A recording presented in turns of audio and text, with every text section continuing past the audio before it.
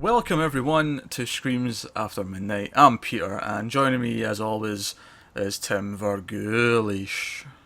Hello, thank you for having me as always. You're welcome, Tim. It's always a pleasure. Of course. Always a pleasure. This is Screams After Midnight. We talk about horror movies, and sometimes they're from the past, sometimes they're from the present. This week we're going to the past. Oh, this one's got a cool little bit of information attached to it because this week we're going to do Tales from the Crypt. Now, Tales from the Crypt was made in 1972, and it's a movie based on the comic books, which include Tales from the Crypt, but also include Vault of Horror and a couple of other ones from the same company. Yeah, like the old EC horror Yeah. comics. So based on that, so it's an anthology movie, and it's got five stories, all short stories that all sort of like are connected with some bookends, and that's the movie. But the reason why this is kind of a cool episode is because this is actually also launching a cool little spin-off we've got planned. Say what? Yeah, I know, right? So this is on the movie channel. This is Mild Fuzz Movies you're on right now.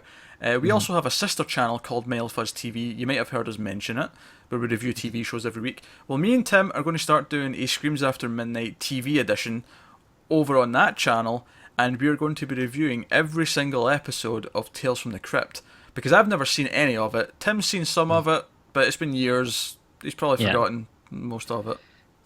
Now, in case anyone is worried about my sanity and is afraid that something horrible happened, that I would willingly consign myself to speaking to you more on a weekly basis. I just want to. Just want to assure everyone that I'm fine. I'm doing this willingly.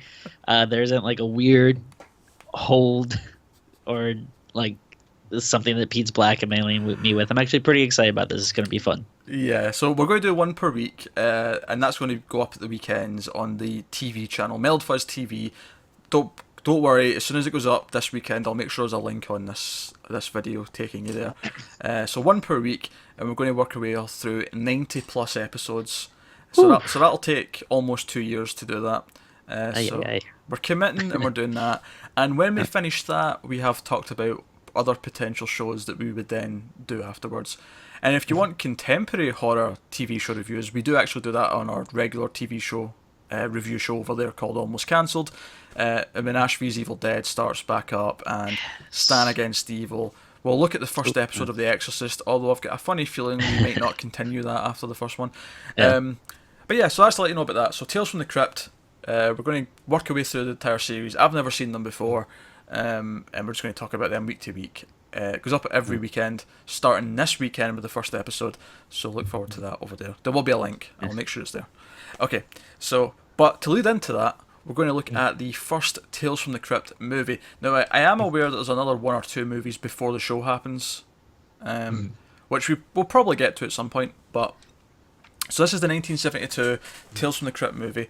So we've got 5 stories, and I think for this one we'll just go full spoilers right from the start, because it's hard to do a spoiler-free section for an anthology when it's all different stories. So full spoilers from this point on for Tales from the Crypt, the movie. Now, I happen to know for a fact that the first story in this is also one of the episodes in the first season. Yeah, of the show. I was gonna tell you that. I was gonna say I really hope you liked this one because you'll be seeing it again pretty soon. I would imagine that all of them pop up again at some point in the show. Is that right? Is that wrong? So when I was watching this movie, a lot of it seemed really familiar, and I don't know if it's because I've seen parts of the movie before or if I'm remembering like the remade episodes that I've seen. Specifically, the first and last stories, I definitely know I've seen before. That's interesting.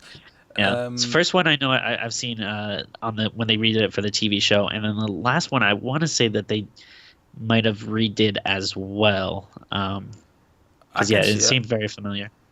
Yeah, I can see it. I'm actually looking forward to the TV episode of the first story we're going to talk about here, because I feel like I liked it. But I'm thinking, it was only about 15 minutes long, and the TV episode can be about half hour. So I'm thinking, they can expand on it a little bit and give it a bit more time. Yeah.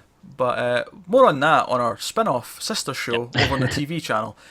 So in this version of Tales from the Crypt, there's a group of characters, random people who are on a tour of a crypt, and they get lost. The tour guide loses them in the crypt, and they come across this weird guy in a robe who's the Crypt Keeper, who I know is not in the TV show because the TV show's got quite a famous like puppet that they have.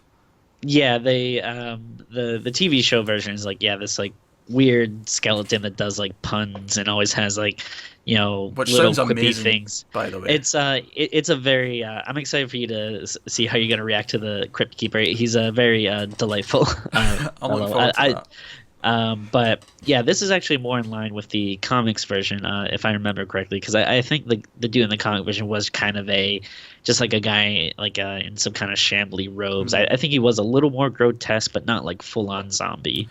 Yeah, well, that'll be cool. Yeah. I've got, it's actually worth mentioning, they're doing a new Tales from the Crypt TV show next year, so look out for that on the channel as well. We'll be reviewing that. The new episode's on Almost Cancelled, so... Yeah. So at some point there'll probably be like a couple of movie reviews and then old classic TV show reviews alongside modern reviews. Yeah, so it'll all be there, and we'll make sure it's all easily linked together so you can find each thing. But so the way this movie works is that all of these characters who have got lost in the crypt and find the Crypt Keeper are all of the main characters of the 5 stories that we're about to see. And the Crypt Keeper like sort of begins speaking to them, and it's funny actually because I mean we're doing full spoilers. So at the end of the movie, it's revealed that they're actually all past tense. That he's revealing that they're all here. They're all essentially in hell because of what they did, and it's funny because as I was watching the first one, I was thinking this feels more like past tense than future tense. Yeah, it seems like weird. I don't know. Like I almost wonder like if maybe they should just like come right out and said it or something, because there was like a weird feeling when I was watching. I was like, wait, I'm confused. Is this something that already happened, or he's giving them the future? But it's like when I got to the second one, the way he introduced the second guy's story, it really felt like it was like setting up the future, because he said, "Well, what are you going to do now?" I'm going to go home, and he's like, and then. Like, he kept doing the and then. It was practically "Dude, where's my car?" for about 5 minutes as he was going and then. But yeah, so let's get into the stories. So the first one is set at Christmas, and it's called All Through the House, and it's about a woman who decides to murder her husband on Christmas Eve, and it also happens to coincide with an escaped mental patient dressed as Santa who comes to the house and tries to get in to kill her, but she can't phone the police because she's just murdered her husband. See, before we get into anything else, right, in this and what we liked about it, I do want to criticise the main character here. Okay. Because she is one of the worst killers in movie history. Everything she does, everything. Yeah. Like every time she tries to clean up part of the crime scene, or she does something to make it look like an accident or whatever, she throws him down the stairs, pours blood, like picks up his blood from the other location and pours it next to where he lands. She stabs him in the back with the fire poker. That's how she kills him. Yeah. And she does all these different things, and she's like cleaning out the glass, she's scrubbing the car. Every single thing she did.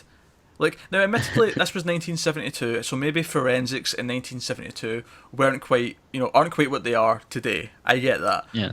But every single thing she does, like, they can tell you've done that. That'll show up in a black light. How does falling down the stairs explain the stab wound in the back? Like that one especially. Like, it doesn't matter what time period we're in. Like, there's a stab wound. Yeah, she's not super smart in that regards. Not to mention that her daughter isn't even asleep yet. She didn't even wait until her daughter went to sleep before she did it. What? But yes. It is crazy. I feel like the safe bet if you want to like murder your husband on Christmas, like, dress him up like Santa Claus and like stick him in the chimney and make it look like do like a Gremlins kind of like make it look like an accident kind of thing. But that's a pretty good idea. But anyway, I actually did really like the opening like shot of this story where he's just like reading the paper and then you just kind of see the paper start to redden. Oh yeah, I like that. I even liked before that when they were setting it up and he was just walking in. Oh and yeah, just putting the present down. Although I didn't think it was a really strange that he read out loud the card on the present for his wife, because he'd already written it. See, I would be fine with it if he was like writing it and he was saying it as he was writing it, or if he was reading someone else's card. But no, it was his card. It was like he was double checking. He was like, right, to the most wonderful wife in the world, love your husband and a little kiss. Oh, that's nice. What a whale with words I have. And then he puts it back in. Well, I'd criticize it, but I'd be lying if I said I haven't done stuff like that myself. Sometimes you get proud of, of what you've done. You just want to kind of say it out loud. But this one's fun. I enjoyed this one. I like this one a lot. It actually ticks off like a lot of things that I like. Like I'm not, we said this before. I'm not. I like slashers. I'm not as big on slashers as you, but if there is one like little asterisk I have to that, it's that I love Christmas themed slashers. Like anytime like a dude in a Santa suit is going crazy, I love it. And then just kind of having the just like this little plot twist where there's like this lady can't go to the cops because she herself committed this horrible crime, and then like the final little twist at the end, which is which by the way, I want to say that I seen the twist coming. Like I knew how he was going to get in. Yeah, it's hard for me because again I've seen this story before, and this is probably one I've seen like multiple times. So I don't know if I had no idea if I wouldn't have seen it coming or not, but I guess it is kind of probably a little obvious, especially when they like cut back to the girl. Yeah, the daughter just kept saying, "Is Santa here yet? Is Santa here yet?" I'm like, she's going to let him in. She's going to let the Santa in, and that's all she wrote. No, I think it's a fun one. I think her cleaning her crime scene and trying to like hide all the stuff, and like I especially like when she's trying to like hide out of view from the windows because she knows he's outside. I really like that stuff. And I guess this is just a general complaint about movies from the 70s, but it's got that really fake looking blood that. Oh yeah, like it really looked like paint or something. It looks like red paint instead of blood. Yeah.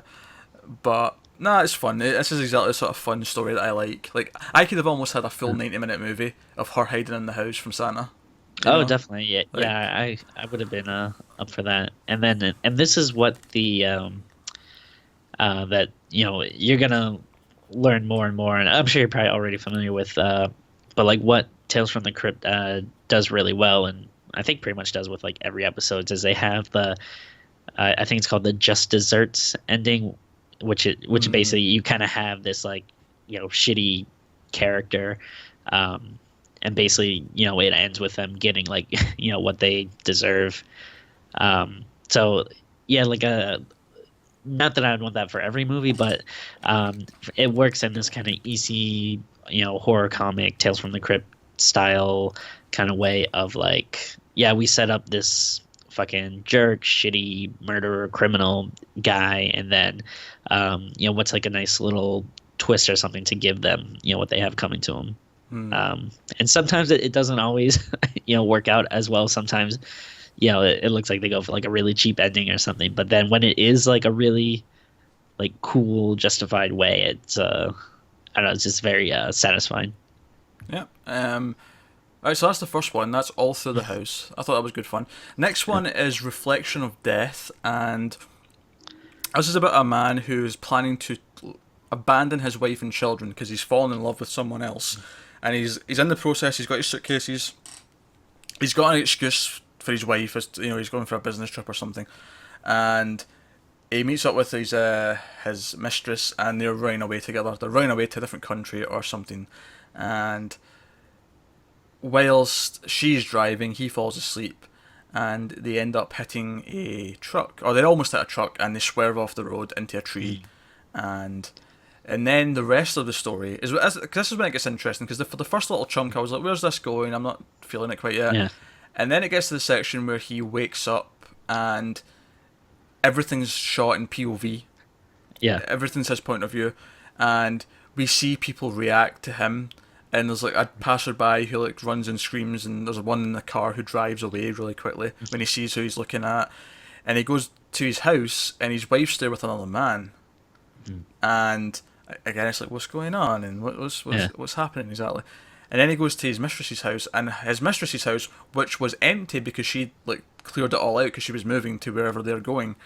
It's all filled again, and she's blind, and she tells him the accident was 2 years ago and that he was dead. And then he finally looks in the reflection and he sees like essentially a zombie. And that's the whole thing. It's actually probably the shortest story of the whole lot because it's very quick and punchy. But I did really like the second half of it, even though I knew exactly kind of where it was going for the most part. Yeah, like I wasn't like at first when they were doing like the POV stuff, like I wasn't sure exactly if it was like gonna be a zombie thing or if he just had like some type of like hideous, scar or burn or something. But then, once it gets towards the end, you kind of start being like, oh, he's like probably like a ghost or a zombie or something. Yeah. I think this the part that's surprising is the time difference. I don't think I was necessarily thinking it was 2 years. I was thinking it was like the next morning or next night. Oh yeah. And then I actually thought the like zombie makeup like looked pretty cool. And my one big problem with this, which I have no idea why it is so unnecessary, but they start the story and then all that stuff happens, and then like right at the end when he sees himself, he wakes up in the car like it was all a dream. But then then they do actually wreck, like it just happens again. So it's like so pointless. I was like, what the fuck? Like I liked him waking up. I liked him waking up and it all being like a dream, like a parable for himself. Yeah. And then they just crash like they did in the dream, and I'm like, oh yeah. Sure. It just However, like seems so unnecessary, but however, it does kind of tie into the ending though, because the Crypt Keeper does say they're here to relive their mistakes over and over. Okay, yeah, I can see that. So we didn't really see it in any of the other ones, like it mirroring back in itself or looping back in itself. But at least when you think about the ending, it kind of makes sense. So I'll give it that one. There's not a whole lot to say with this one because it's just really cool when it's in POV and you try to predict what it looks like. It reminded me a lot of a Twilight Zone episode. Not that the Twilight Zone episode was POV, but there's an episode of Twilight Zone which is fantastic. I can't remember the name of it off the top of my head, but it avoids showing the faces of all the characters the entire episode. Oh, beauty is in the eye of the beholder.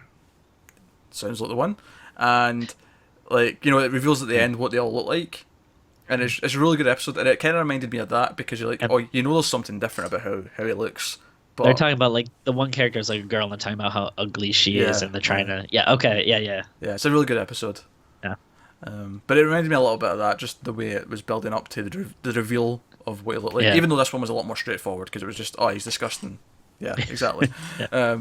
But no, so that's Reflection of Death. Yeah. Next one I like this one. It is sorry, like it is kind of like a quick little thing, and then that last little bit like was a minor annoyance, but overall I did enjoy this one as well.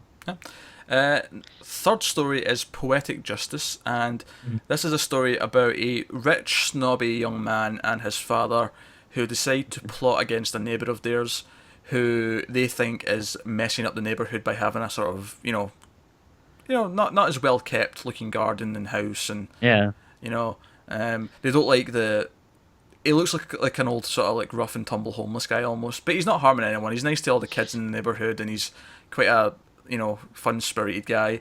But they decide to try and ruin him by first sabotaging like another neighbour's garden so that his dogs will get taken away, and then making sure he loses his job, and then finally they sent him a bunch of Valentine's cards that all basically tell him to kill himself or something along those lines. Like they say like, I hope you drown, or I hope you things along those lines. And then the poor old man actually does kill himself. He hangs himself in the closet, and it cuts to a year later, and he rises from the grave, and he comes and rips out the heart of the young man who did all this, and leaves a little rhyme, much like the Valentine's cards that he got. So that's what the story of this one is. What's kind of weird about this one is like this is a pretty short movie, and there's like 5 stories in a wraparound, so like nothing is really that long, but for some reason this kind of dragged for me, which is weird to say because it's not like I don't know how long you can really say it was, but this one was probably the second longest. The blind one at the end was definitely the longest one. yeah, Because that one was like, I actually checked the time. That one was almost 30 minutes. Like that was the length of what an episode of the TV show would be. Whereas this one was a bit shorter than that. But yeah, no, it was definitely one of the longer ones. and also it was kind of weird because it's like don't get me wrong, I did like the end, like him coming back as a zombie, and then you see the Valentine, and they replace, he has the little Brian, but he replaces Heart with the actual Heart. That was cool. I think but I think the big difference here is that it spends a lot more time, like doing what, like we talked about how a lot of these are just dessert endings. Yeah. This one like spends a lot of time showing what he's doing to deserve the just desserts. Whereas like the first one, like the murder happens in like a second. It's like over, like right away, and then it's like okay, it's all about the cover up and her trying to like cover her tracks. The second one is, well, you find out really quickly. Okay, he's leaving his wife. Right, that's what the bad thing is, and we spend the time looking at the ramifications of what he's done. Whereas with this one, it's step by step. We do this, and then he does this, and then it keeps getting worse until I actually quite like this one because I think the idea that he drives this man to commit suicide is actually really sick and really dark. And you're really on his side. That, like, so when he comes back as a zombie and comes back and rips out his heart, you're actually totally on his side. So. Yeah, I wonder if this would have done better if it was like placed somewhere else. Because it also just kind of feels weird because it's just like, oh, didn't we just do like a zombie like the last one, kind of? Yeah, that's true. But I don't know. These are very small nitpicks. Like overall, I did like the. This one as well. I mean, I'll actually just go and say like there wasn't really any of these that I really hated. Actually, at the very least, even definitely some are better than others, but I still enjoyed pretty much all of them overall. But I don't know, this one just good, but didn't do it as much for me as some of the other ones. Fair enough. This wasn't the weakest one for me. The weakest one for me was actually the next one, which we'll get to. But yeah. Yeah. I think if I had to choose the weakest, it'd probably be a toss up between this one and the next one. I'm not sure, but I think it's easily the next one. I think the next one is borderline not good. The next one, well, I'll wait to say, unless you want to get right into it, or if you have more to say about this one. We're ready to move on. So the next one's called Wish You Were Here, and it's about a sort of fairly wealthy man who's losing all his wealth, and that's basically his start. But then his wife happens to be looking at one of their like statues that they've got from somewhere, and it's like a monkey's paw which apparently can grant 3 wishes, and she makes a wish that she gets a lot of money. And it's interpreted as killing him to get his inheritance or his insurance money, and he dies in a car accident, like fatally. Although technically, it's worth pointing out that he doesn't die from the accident. He actually has a heart attack because he sees like the Grim Reaper on a bike behind him. He has a heart attack, and then it appears that he crashed. So that happens, and then but the whole thing is basically just about the stupidity of wish making, essentially, because after this she wishes that he is the way that he was before the accident, which is interpreted but wait a minute, technically he had a heart attack and that's what killed him, so the way he was before the accident was still dead, so he just lies there dead. So then she goes, well, I got a third wish, and she's like, I need to think about this one, and then she wishes for him to, I can't remember the exact wording, but that he lives forever, that he can't die. So then he basically just becomes a zombie. And then, upon realising that he's not really like alive properly, she tries to like cut him up with a sword. And then he just keeps like each part's just alive the entire time. And I don't get it. Like, well, see, I get it, but here's my problem with this one, right? Yeah. What's this guy done to go to hell? Everyone else has killed someone, driven someone to suicide, cheated on their wife and kids. Yeah. What's he done, really? Well, I don't. I mean, we don't know this man's life, but yeah, they don't. Whatever it is he's done to deserve this like torment. Yeah, they don't let you know. here's what I like about this. I agree. It's like compared to the other ones, like it's pretty weak.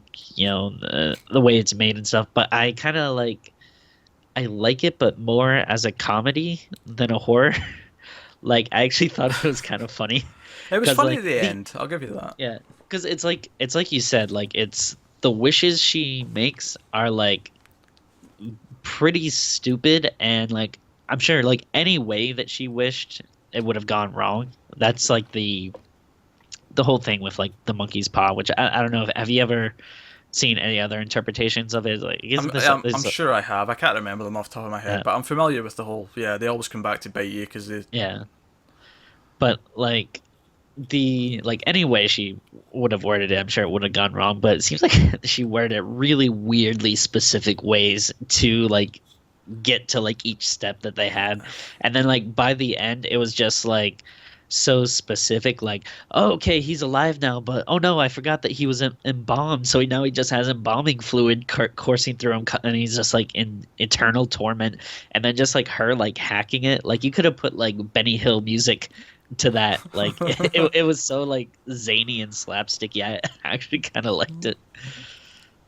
Sure, sure. Yeah, the ending was definitely the best part. That's for sure. It didn't have as much going for it as the other ones, so Yeah. that's Wish You Were Here. And then the last story is Blind Alleys, which is about a doctor who used to be a soldier. He's like a major, I think, because the other guy keeps calling him Major. Whatever his- Major Rogers. Major Rogers, thank you. Yeah. And so it's like he takes a position where he's going to be the head doctor at a hospital for the blind, specifically blind men. It's all old blind men. Yeah. Very specific. I don't know if you separate them to that Well, extent, but sure. yeah, I don't know. Like obviously you have like like senior homes or whatever for like old people, but They typically yeah, don't it, separate the it's men and the women because they're not really yeah, afraid of them all going at it like rabbits at that age, you know? yeah. And even if they Yeah. did, they're adults, they're allowed to do it.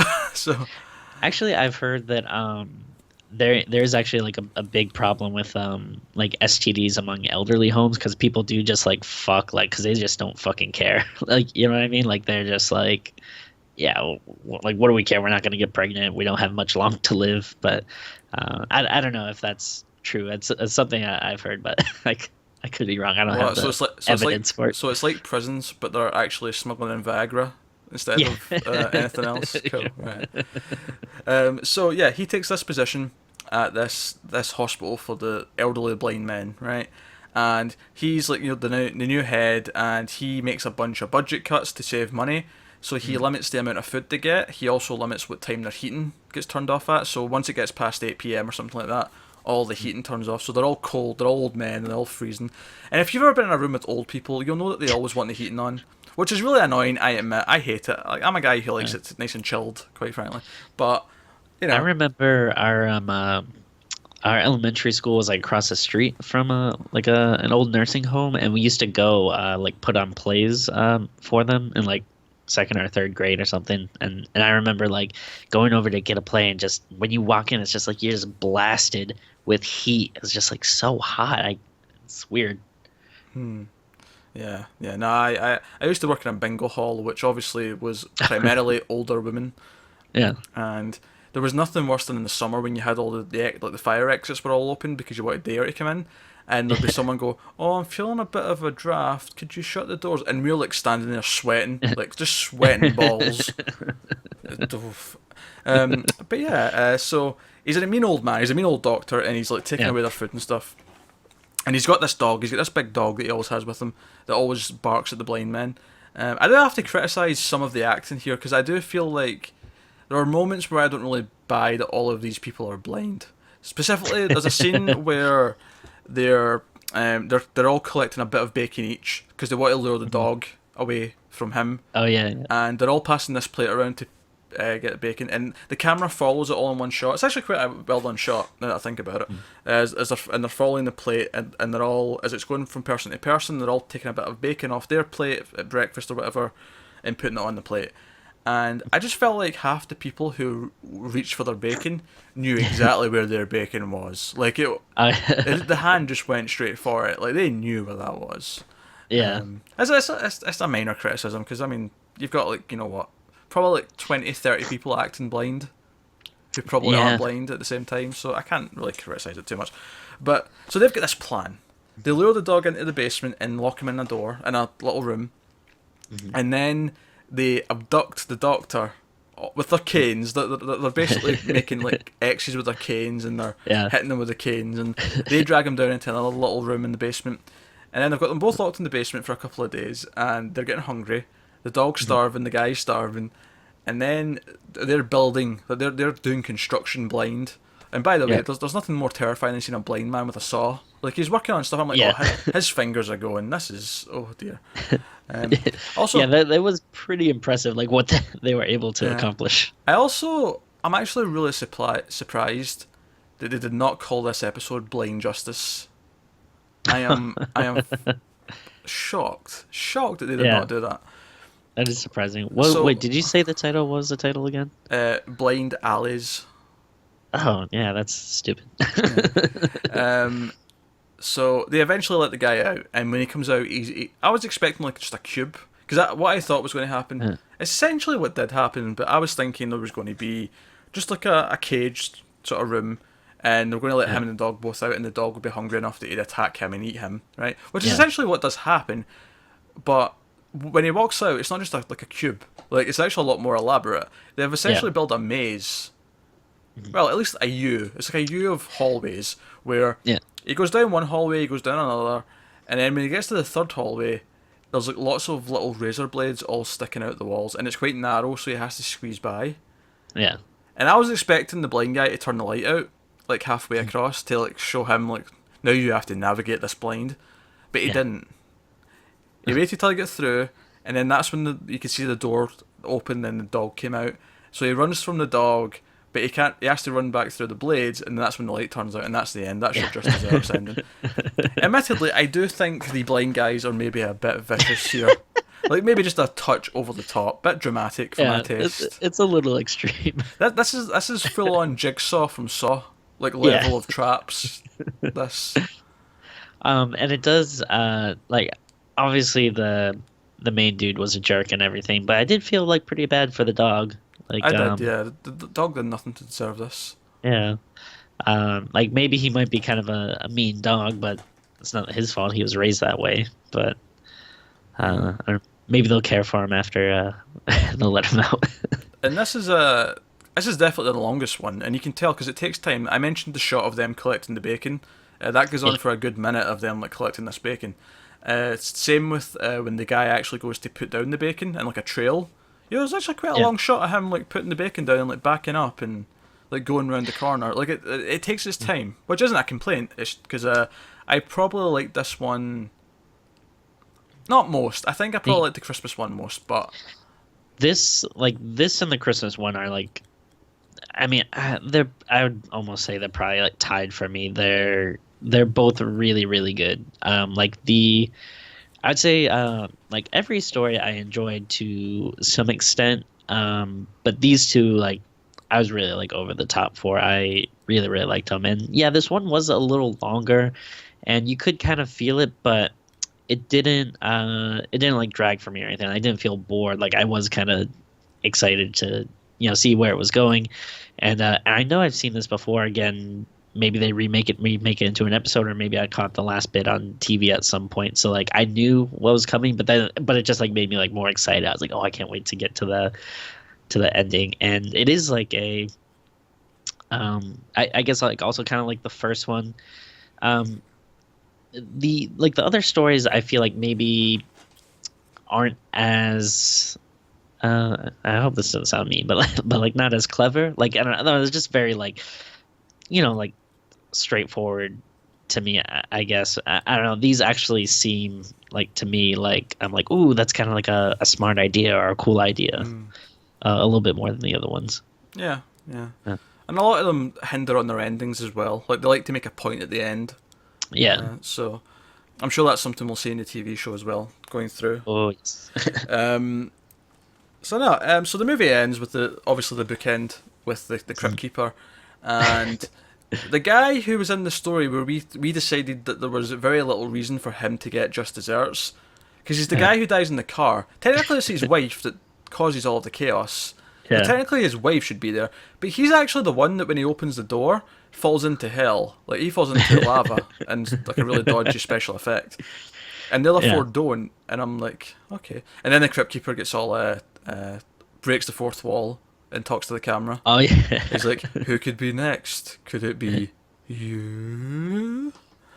Which like, I feel like other things could be seen as being kind of cheesy, but I feel like that's another aspect though of these type of horror comics and like the Tales from the Crypt brand in general, is there's a little bit of cheesiness to it, which I feel works. I'm not complaining. I just think that I think it should have been at the start as well, like where he talks to us, because it. Oh yeah. Just so it felt it felt a little bit weird when he did it at the end because it hadn't happened before. Whereas if it bookended the start and the end of the movie, that'd have been cool.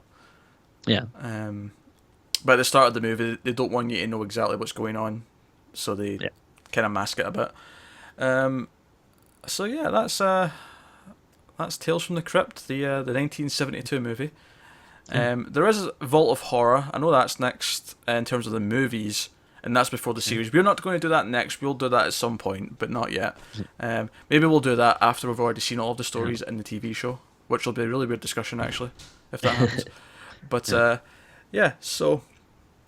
there you go, Tales from the Crypt. So once again, head over to the TV channel this weekend. Obviously, if you're watching this like a few days after this goes up or later, it will be up already. There'll be a link popping up. If the link's not popping up, it's not up yet. But we'll be doing Tales from the Crypt TV episodes once a week, every weekend. So look forward to that. Also, find us on Twitter at mild_fuzz. And Pete, don't forget about our ratings. Yeah. Oh, sorry. Oh, I'm forgetting ratings. Oh, jeez. Look at me go. So I know you're excited for the TV show. I am too, but we got a job to do. My head's just not there. Tim, I do apologize so much. It's all right. What would you give this out of 10?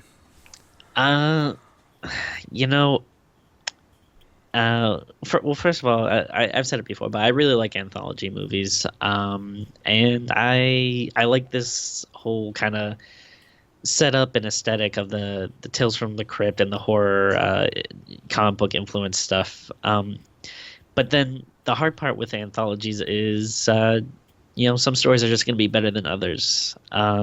So I think I'm going to give it a very respectable 7.5. I enjoyed this a lot. I think it's a little dated, like some of the special effects and stuff, and then some of the again, stories enjoyed more than others. The Christmas one and the blind justice alley one or whatever. Do you know, Timmy? Yeah. Through your whole description there, I was expecting a higher rating, right? Well, that's what I'm kind of getting at is I'm looking at the movie as a whole. So as a whole, which is fair. Don't get me wrong. But the reason why I'm sort of smiling to myself is because I was expecting you to give a higher rating, and then you gave the exact rating I was going to give. So 7.5 from me as well. That's what I settled on. But I know, and I apologize. I ramble all the time. But like, what I'm trying to say though is like the Christmas one and the blind alley one. Those might get, like, if we're doing them individually, might get a little higher ratings. But overall, as a combined package, I feel like 7.5 is the way to go. Cool. Yeah. Okay. So I gave you Twitter at mild_fuzz. Yeah. Also, as always, check out our other movie shows here. 1.21 gigawatts. There is a new one coming in the coming months. I will not tell you what it is, but I'll tell you there is a new review show coming, focusing on a different area of movies from horror. So you can look forward to that. And like I say, TV reviews and stuff over on the TV channel. So yeah, thank you very much for watching. Check out our friends over at Ronan's Reviews. They do written content, movie reviews, album reviews, concert reviews. There'll be a link in the description, so check them out. They're friends of ours. And that's about it. I think that wraps us up. So like and subscribe, all that jazz, helps us out a lot. Let us know what you thought of the movie in the comments below. Thanks for watching, guys. We'll see you next time.